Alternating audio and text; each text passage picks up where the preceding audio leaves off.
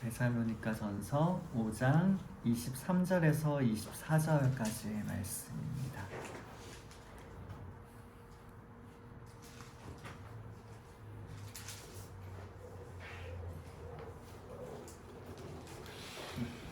네, 데살로니가전서 5장 23절과 24절 말씀 한 목소리로 함께 읽도록 하겠습니다. 시작.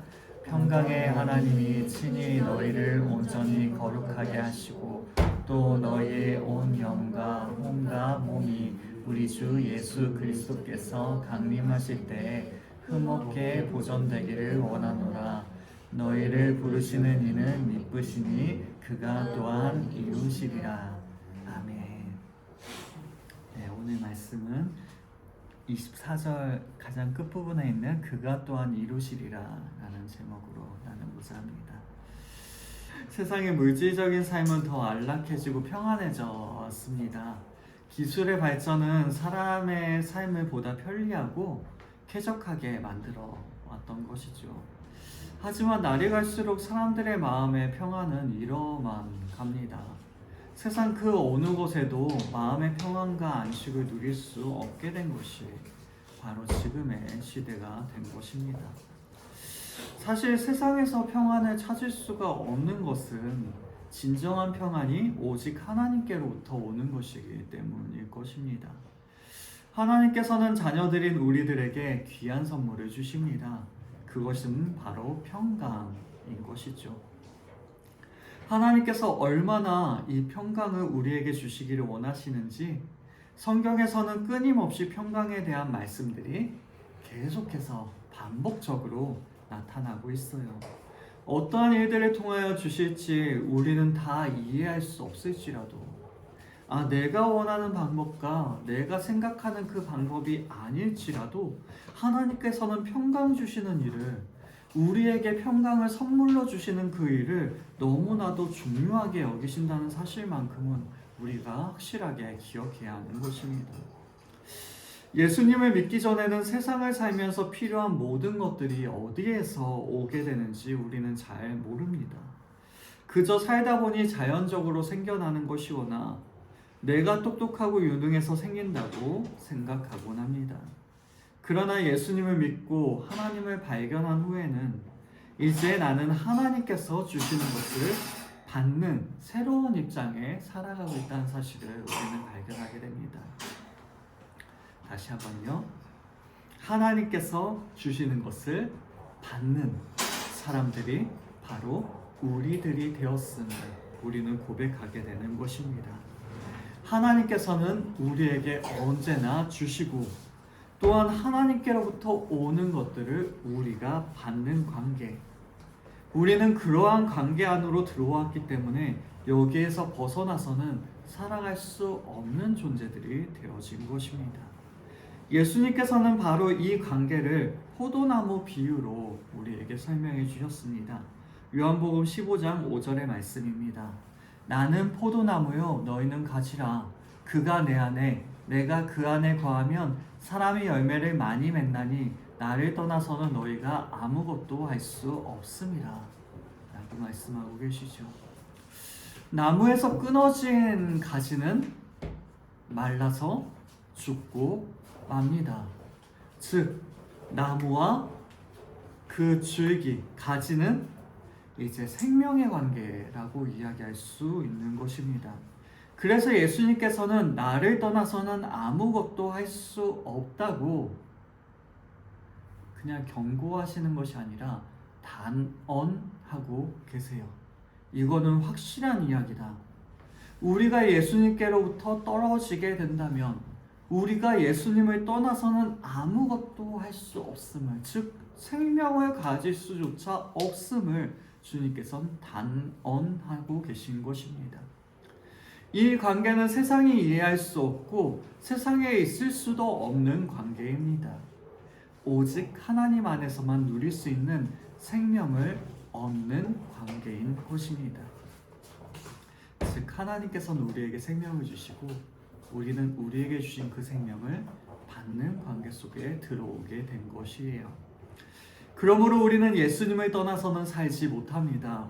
물론 이 말은 세상에서 금방 망하게 된다는 의미는 아닙니다. 비록 그 가지가 나무에서 떨어져도 바로 죽지 않는 것처럼 이 세상에서는 잘되고 성공적으로 살아간다고 생각할 수 있을지도 모릅니다. 하지만 주님께서 다시 오실 그 마지막 날에는 결코 평안히 눈을 감을 수 없게 되는 것이 바로 이 나무에서 끊어진 가지들의 모습이다 라고 이야기할 수 있는 것이지요. 그러하게 사도 바울은 주님과의 관계 속에서 간구하고 있습니다. 우리를 온전히 거룩하게 하시기를 온 영과 혼과 몸이 재림시에 흠이 없게 보존되기를 기도하고 있습니다. 이 일에 하나님의 역사하심이 반드시 필요하기 때문에 그 하나님만을 의지하며 오늘 이 간구를 올려드리고 있는 것이에요. 23절의 말씀입니다. 평강의 하나님이 친히 너희를 온전히 거룩하게 하시고 또 너희의 온 영과 혼과 몸이 우리 주 예수 그리스도께서 강림하실 때 흠없게 보존되기를 원하노라 라고 말씀합니다.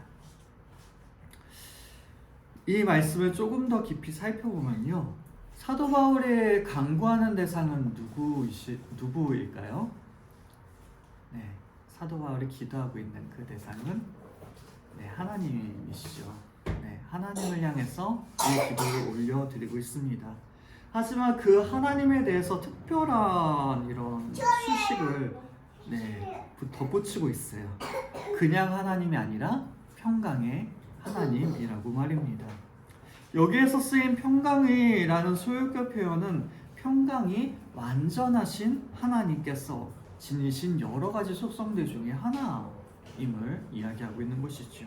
즉 하나님께서 지니신 그 속성들 중에 하나가 바로 평강이다라고 우리에게 말씀해주고 있는 것입니다. 다시 말해 우리들에게 참된 평강을 주시는 분이 바로 우리 하나님이시다라는 말씀을 우리에게 전해주고 있는 것입니다. 하나님께로부터 말미암은 평강은 혼돈, 염려, 두려움, 무질서, 투쟁이 없는 완전한 평안의 상태를 의미합니다. 이러한 평안은 하나님과 아담이 완전한 교제를 나누었던 에덴 동산에서 있었던 그 평강이다라고 이야기할 수 있습니다. 하지만 타락으로 인해 사람에게는 더 이상 발견할 수 없는 것이 바로 이 평강이 되어버리고 말았습니다. 하나님께로부터 떠나버린 사람들은 평강으로부터 소외되어 버렸어요. 항상 불안 가운데 살아야만 했습니다. 비록 겉으로는 평강하게 보여도 영혼 깊은 곳에서는 두려움과 불안이 끊임없이 요동치는 삶을 살게 된 것입니다. 의식주와 같은 것들을 통해 일상적으로는 만족을 누릴지는 모르겠지만 다른 이들과의 관계를 통해 기본적인 만족을 채울지는 모르겠지만 하나님과의 관계에서 오는 근본적인 만족이 더 이상 존재하지 않게 된 것입니다. 때문에 진정한 평강을 상실한 채 살아야만 했던 것이 바로 우리 죄인들의 삶인 것이죠. 이 세상에서 가장 두려운 일은 바로 하나님과 원수되는 것이며 또한 그 일이 실제로 일어나게 되어버린 것이 바로 죄 가운데 살아가는 우리의 일상이 되어버린 것입니다. 그러나 예수 그리스도께서는 당신의 대속 죽음을 통하여 하나님과 우리 사이에 막혀있는 그 담을 허무셨습니다. 로마서 5장 1절의 말씀입니다. 그러므로 우리가 믿음으로 의롭다 하심을 받았으니 우리 주 예수 그리스도로 말미암아 하나님과 화평을 누리자. 하나님과 화평을 누리자. 예수님을 믿는 모든 사람들의 죄가 사하심을 얻었으므로 이제는 하나님과 화평하게 되었습니다. 우리 주 예수 그리스도로 말미암아 우리는 다시 하나님과의 평강을 회복하게 된 것입니다. 하나님께로부터 오는 평강을 받아 누리게 되어진 것이죠. 이것을 소유한 우리들은 더 이상 하나님의 진노에 노출되는 일이 없게 되었습니다. 이 화평은 미래, 심지어는 심판에 대한 두려움까지도 더 이상 존재하지 않도록 불식하게 만드는 완전한 것이다 라고 이야기할 수 있는 것이지요. 이것은 우리 스스로가 싸워서 얻은 것이 아닙니다. 아무리 특별한 사람일지라도 자신의 힘으로는 얻을 수 없는 것이 바로 이 평강인 것입니다. 오직 그리스도를 통하여 하나님께서 우리에게 주시는 선물인 것입니다. 그 안에 그리스도가 없는 사람들은 결코 맛보거나 누리지 못합니다. 그렇습니다. 우리는 주 예수 그리스도를 믿는 믿음으로 이미 이 평강을 소유한 사람들입니다. 세상에서 가장 불행해 보이는 사람일지라도 만약 주님 안에만 있다면 우리는 가장 행복한 사람이 되어집니다. 그리스도 안에서 의롭다 하심을 받음으로써 하나님과 원수지간에서 이제는 하나님을 나의 아버지라고 부르는 자녀의 관계가 되어진 것입니다. 하나님과 원수된 세상에서 옮겨져 하나님과 화목하게 되어지는 하나님의 자녀가 되었기 때문에 우리는 이 화평을, 이 평강을 누리는 사람이 되었습니다. 하나님과 화목한 관계가 바로 우리의 삶의 기반이 되어진 것입니다. 예수 그리스도를 믿는 사람들은 모두가 다 이 평강을 이미 소유한 사람들, 이미 가지고 있는 사람들인 것입니다. 그럼 우리는 평강의 하나님께서 부어주시는 은혜들을 기억하며 살아갑시다. 우리 주 예수 그리스도 안에서 날마다 은혜의 보좌 앞으로 나아갈 수 있길 원합니다. 하나님께서 자녀들에게 주시는 평강의 선물을 받아 누립시다. 그리하여 항상 주님 안에서 감사와 찬송을 올려드리는 우리 모두가 될 수 있길 원합니다. 지금 우리의 마음은 어떠합니까? 혹시나 아직도 두려움이나 염려와 걱정 가운데 살아가는 것이 우리가 아닙니까? 그렇다면 기억합시다. 우리는 이미 이 평강을 받은 사람들입니다. 하나님께서는 이 평강을 우리에게 주시기를 너무나도 기뻐하시고, 또한 우리는 예수 그리스도 안에서 이미 이 평강 가운데 살아가는 사람들입니다. 그러므로 우리에게 주어진 이 평강을 주님 안에서 마음껏 누리며 또한 감사하며 살아갈 수 있는 우리 모두가 될 수 있길 원합니다. 이와 같이 우리에게 진정한 평강을 주실 수 있는 분은 오직 하나님밖에, 감사합니다. 하나님밖에 없습니다.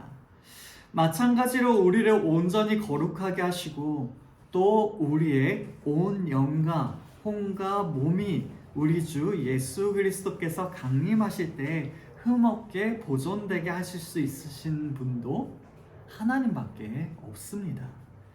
하나님께서는 친히 우리들을 온전히 거룩하게 하십니다. 이 온전함은 전체성과 그리고 완전성을 함축합니다.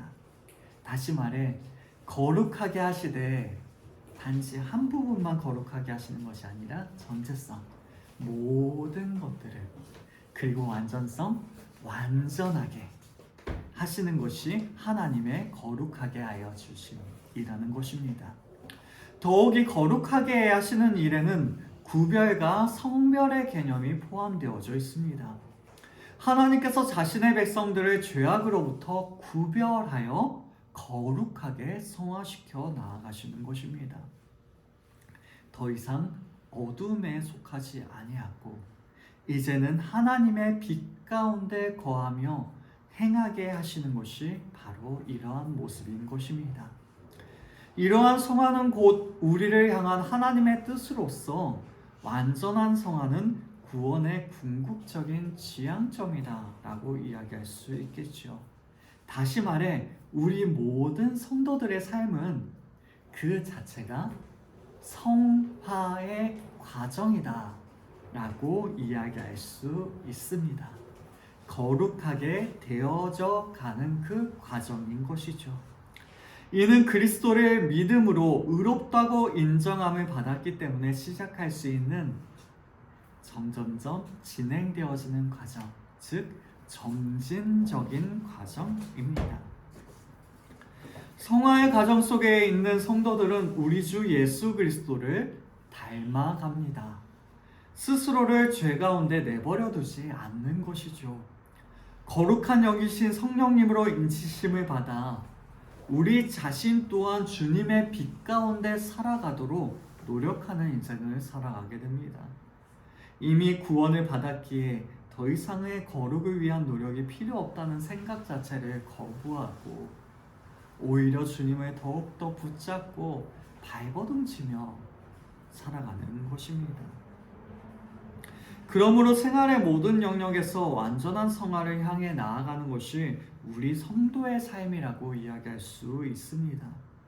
이는 당신의 기쁘신 뜻을 위해 우리 안에 소원을 두시고 행하시는 하나님으로 말미암아 가능한 일입니다. 그래서 바울은 친히라는 단어를 써서 우리의 성화에 있어서 하나님의 주도성을 강조하고 있는 것입니다.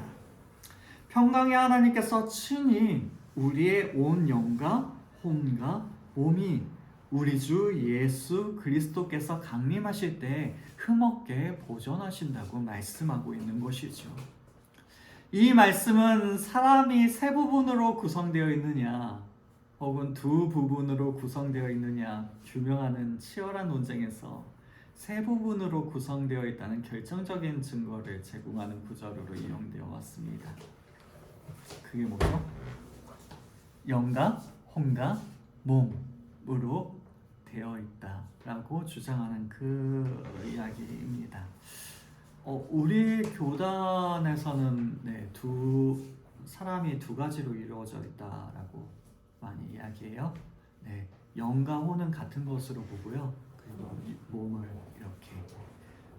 근데 뭐 이 두 부분이냐 세 부분이냐 이 치열한 논쟁은 그냥 비슷한 이야기를 조금 더 세부적으로 나눠보다 보니까 이게 싸움이 되게 되는 건데요.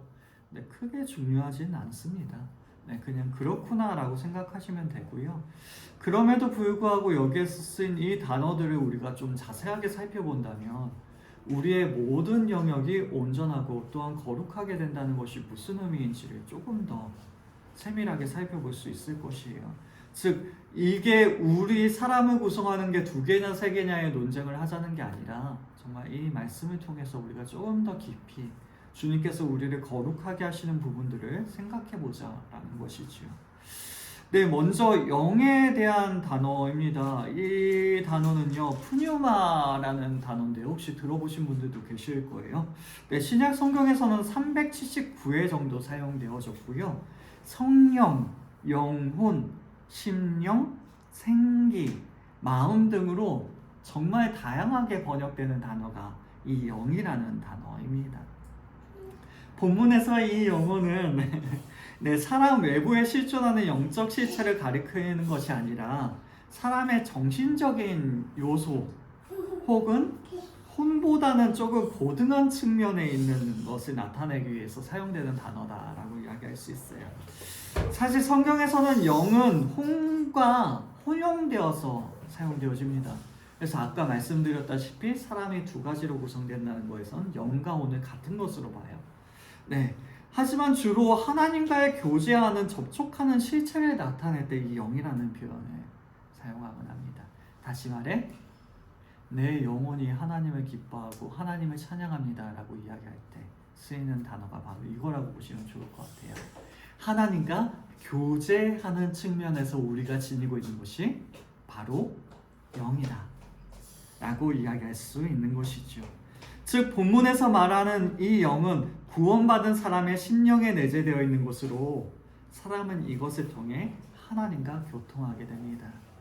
즉 하나님께서 이 영을 거룩하게 하시고 또한 온전하게 하신다는 것은 하나님과의 관계를 온전하게 하여 주시고 또한 거룩하게 만들어 주신다 라는 말씀인 것이지요. 다음으로 혼에 대한 단어입니다. 이것은 신약 성경에서 103회 정도 사용된 단어로요. 영혼, 마음, 생명, 목숨, 사람, 뜻 등으로 번역되고 있습니다. 이는 영이 때로는 사람의 외부에 있는 영적 존재를 나타낼 때도 쓰인 것과는 달리 항상 사람 안에 내재되어 있는 것으로 표현되는 사람 자신과 동일한 단어로 쓰이는 게 바로 이 단어라고 해요. 그러나 본문에서는 앞서 나온 영과 더불어 육체와 반대되는 개념으로 사용되어집니다.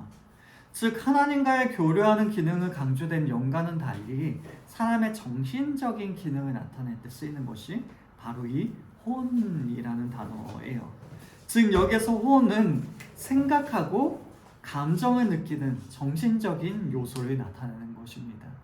다시 말해 우리의 눈에 보이는 이러한 육신이 아니라 눈에 보이지 않는 우리의 생각이나 마음 혹은 감정 같은 것들을 혼이라고 표현하고 있는 거예요.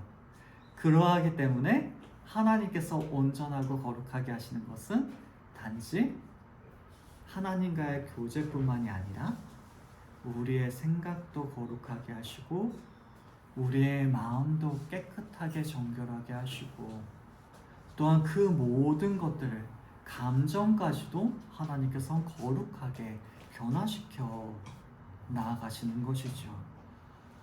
그리고 마지막으로 몸에 해당하는 단어는요, 타락한 본성을 지칭하는 몸과 구별되는 단어를 단순히 정말 간단하게 우리의 육신, 몸이라고 보시면 좋을 것 같습니다. 이러한 몸은 사람이 살아있는 동안 영혼과 절대로 분리될 수가 없어요. 영혼이 떠난 몸은요, 그냥 시체에 불과하게 됩니다. 고대 극단적인 금욕주의 철학자들은 육체는 영혼을 가두어두는 감옥이자 무덤이라고 주장했습니다. 하지만 육체와 영혼은 뗄래야 뗄 수 없는 유기적인 관계 속에 있어요. 이 사실을 고려할 때 그들의 주장은 잘못된 것임을 우리는 분명하게 알 수 있는 것이지요. 영혼이 떠난 육체가 시체에 불과한 것처럼 육체를 떠난 영혼 또한 사람이라고 이야기할 수 없습니다.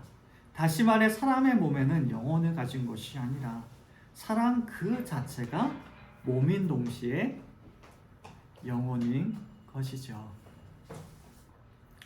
그래서 좀 말장난을 해보자면, 우리의 영혼은 어디에 있나요? 잘 모르겠어요. 몸이랑 육체랑 이제 똑같다면? 그러면 우리 몸 전체에 있을까요? 네, 그렇죠. 그래서 저는 아이들한테 예를 들자면, 우리의 영혼이 우리 몸 전체에 있다면, 예를 들어서 제가 극단적인 예지만 제가 손가락이 하나 잘렸다면 영혼은 여기 손가락 모양으로 이렇게 아직도 남아 있을까요? 그렇게까지는 아닌 것 같아요. 하지만 이렇게까지 이야기하는 게 무엇이냐면 우리의 영혼과 육체는 정말로 떼어놓을 수 없다라는 점을 강조하기 위해서 이러한 이야기를 하는 것이죠. 다시 말해서 하나님께서는 우리의 눈에 보이지 않는 부분만 거룩하게 하시는 것이 아니라 우리의 육체까지도 거룩하게 또한 온전하게 만드시는 분이 하나님이시다라고 이야기할 수 있는 것이죠. 다시 말해서 떼어낼 수 없는 우리의 영혼과 육체, 그 모든 것을 거룩하게 하시는 분이 바로 우리 하나님이시다 라고 이야기할 수 있는 것입니다. 이러한 사실은 사람이 통일성과 전제성을 이루는 전인으로서의 존재라는 사실을 잘 대변해 줍니다.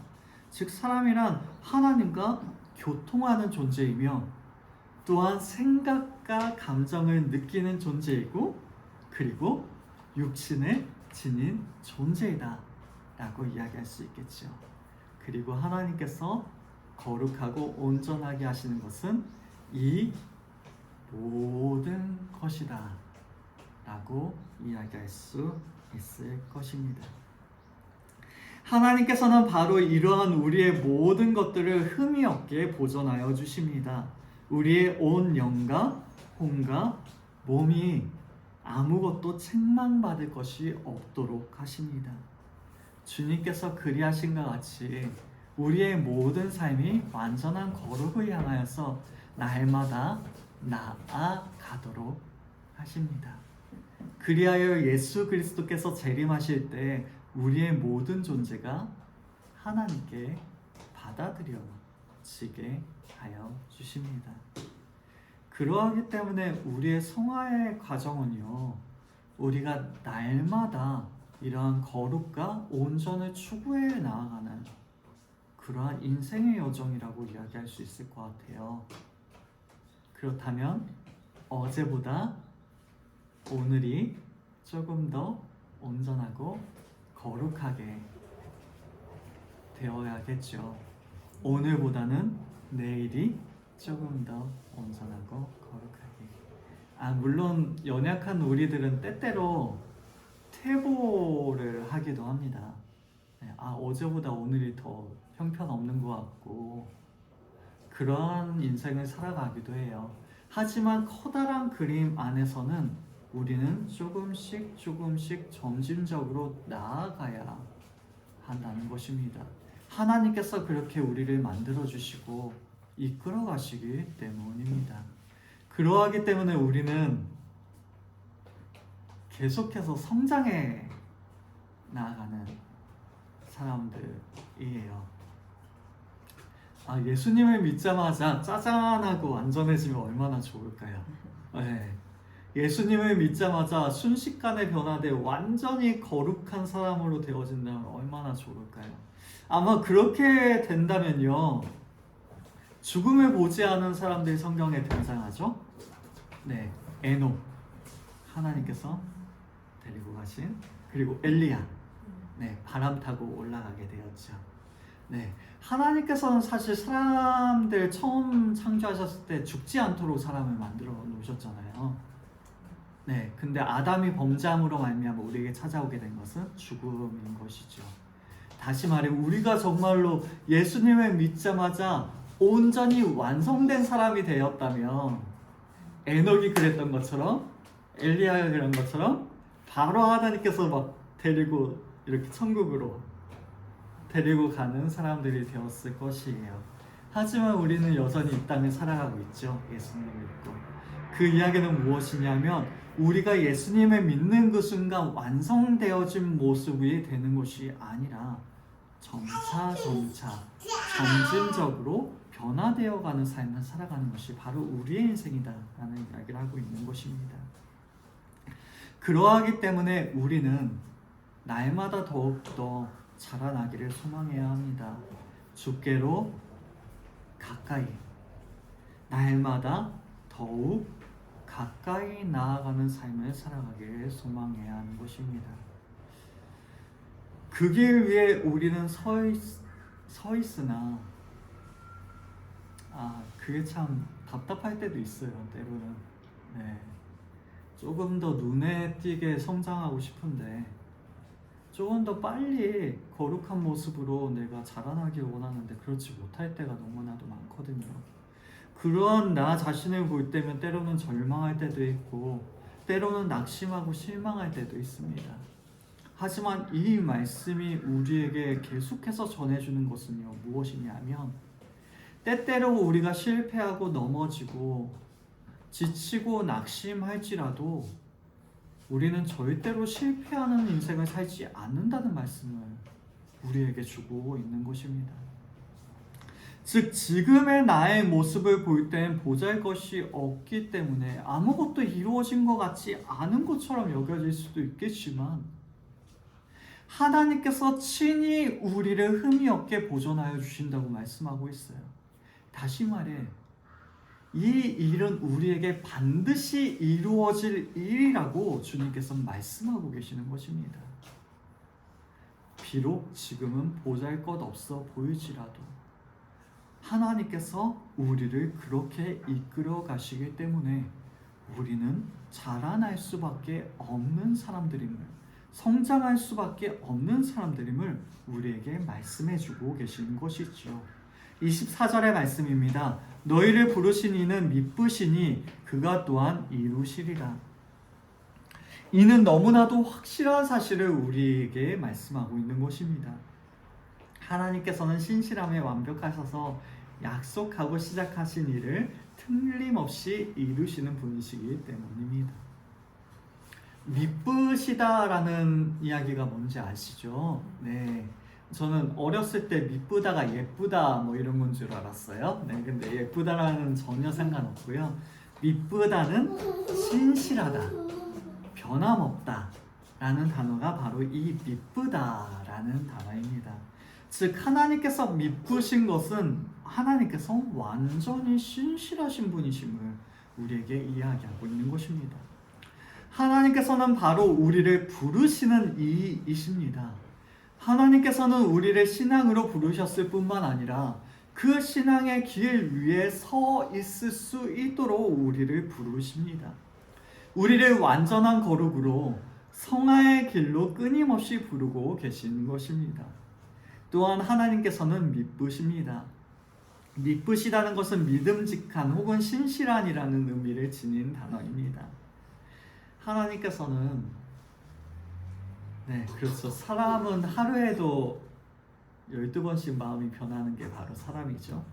하지만 하나님께서는 결코 변함이 없으신 분이, 신실하신 분이 바로 우리 하나님이신 것입니다. 그래서 약속하신 바를, 말씀하신 바를, 목적하신 바를 반드시 그대로 이루어 주십니다. 친히 우리를 흠이 없게 보존하신다고 말씀하시는 것은 바로 하나님께서 직접 이렇게 팔을 걷어 붙이시고 그 일을 직접 이루어 가시는 것임을 우리에게 말씀해 주시는 것이죠. 여기에 우리의 신앙의 근거가 있습니다. 우리를 부르시는 하나님은 신실하시기 때문에 우리의 기도를 반드시 이루어 주십니다. 그리하여 우리의 기도가 불확정적이고 절망의 부르짖음이 아니라 확신을 가지게 하여 주시는 것입니다. 우리에게 하신 말씀이 이루어지지 않는 허상이 아님을 믿게 하여 주십니다. 오직 하나님의 미쁘심을 의지하여 하나님의 이루심을 만나게 하여 주시는 것이지요. 신명기 7장 9절의 말씀입니다. 그런즉 너는 알라 오직 내 하나님 여호와는 하나님이시요 신실하신 하나님이시라. 그를 사랑하고 그의 계명을 지키는 자에게는 천대까지 그의 언약을 이행하시며 인애를 베푸시되 라고 말씀하고 계세요. 하나님의 말씀을 지키는 자들에게는 천대까지 그 약속을 이루어 주시리라 라고 이야기하고 계신 것이지요. 하나님께서는 늙은 사라에게 자비를 베푸셔서 아들을 줄 것이라는 그 약속을 그대로 행하여 주셨습니다. 애굽에서 고통당하는 이스라엘의 소리를 들으시고 아브라함과 이삭과 야곱에게 세운 언약, 곧 이스라엘로 당신의 백성으로 삼으시겠다는 그 언약을 기억하셔서 그들을 애굽의 압제에서 건져내어 주셨습니다.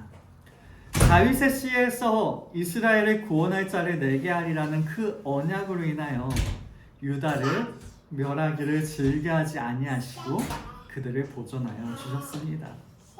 이처럼 하나님께서는 거짓이 없으시고 오직 미쁘사 언제나 약속하신 바를 행하시는 분이 그 일을 행하고야 마시는 분이 바로 우리 하나님이십니다.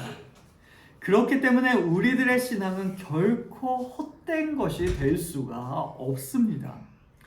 우리의 신앙은 바라는 것들의 실상이요 보이지 않는 것들의 증거인 것입니다. 비록 우리의 눈앞에 보이지 않을지라도 이미 우리의 손에 쥐어져 있습니다. 그가 또한 이루시리라는 약속이 우리에게 있기 때문에 한 번 약속하신 것은 반드시 이루시고야만은 하나님께서 우리에게 약속하여 주셨기 때문에 이 말씀은 우리에게 너무나도 확실한 말씀인 것이죠. 우리를 부르신 하나님께서는 우리의 온전히 거룩하게 하실 것입니다. 그 일을 반드시 이루실 것입니다. 우리의 온 영과 혼과 몸이 우리 주 예수 그리스도께서 강림하실 때 흠없게 보존되게 하여 주실 것입니다. 우리의 모든 것을 거룩하게 하시며 흠이 없게 하여 주실 것입니다. 그리고 그 일을 친히 이루어 주실 것입니다. 그렇습니다. 하나님께서는 지금도 우리를 부르고 계십니다.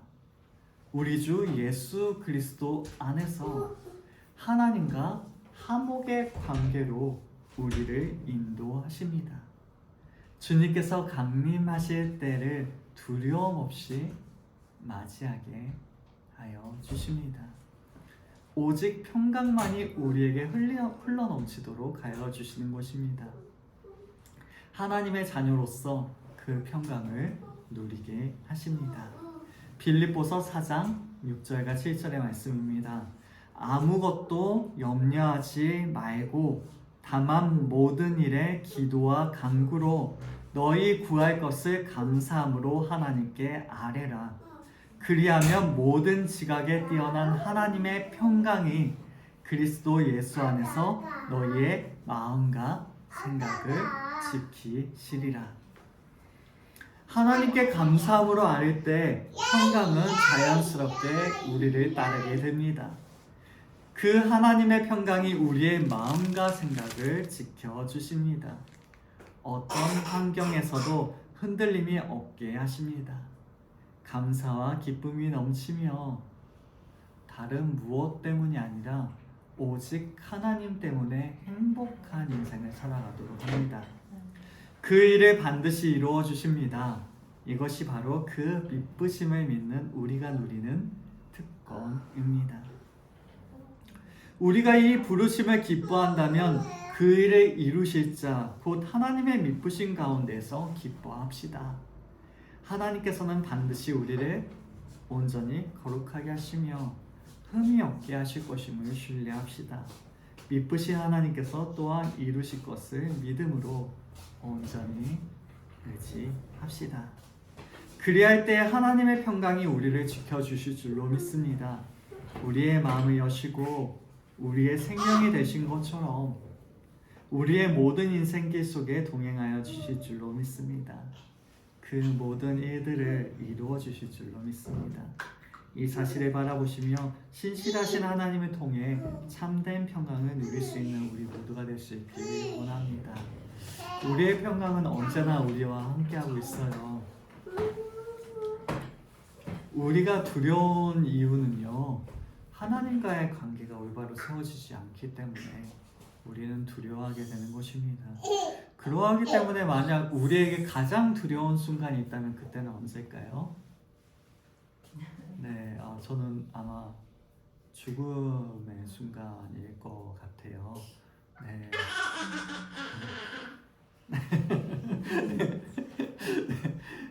왜냐하면 그 죽음의 순간은요, 아시죠?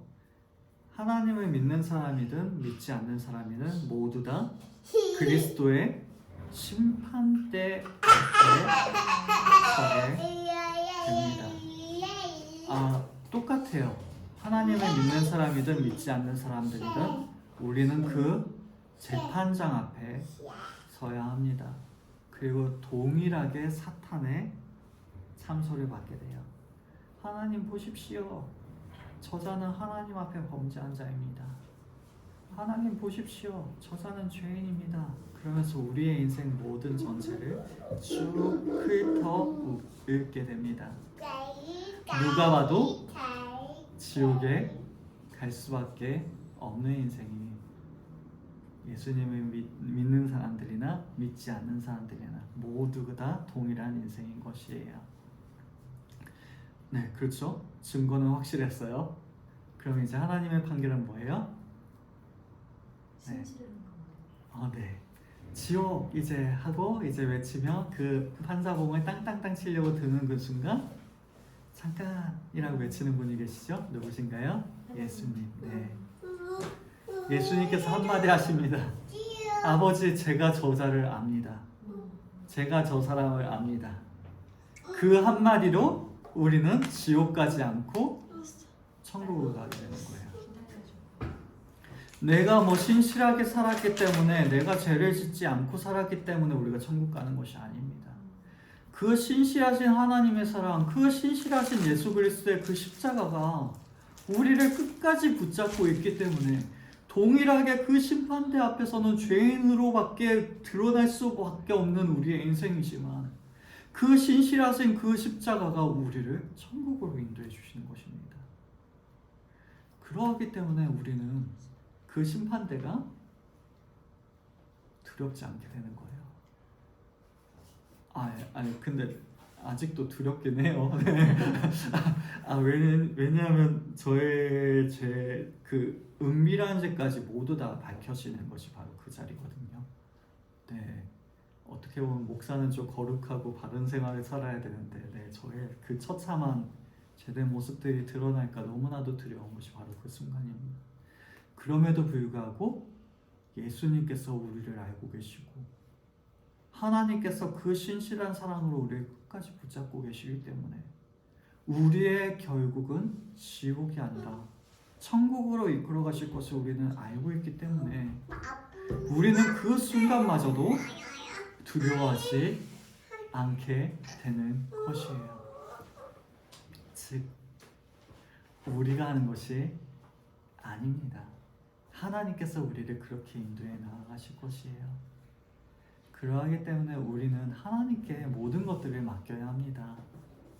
또한 그 모든 것들을 하나님께 맡길 때 우리는 두려움이 아니라 평강이 우리 가운데 임하게 될 줄로 믿습니다.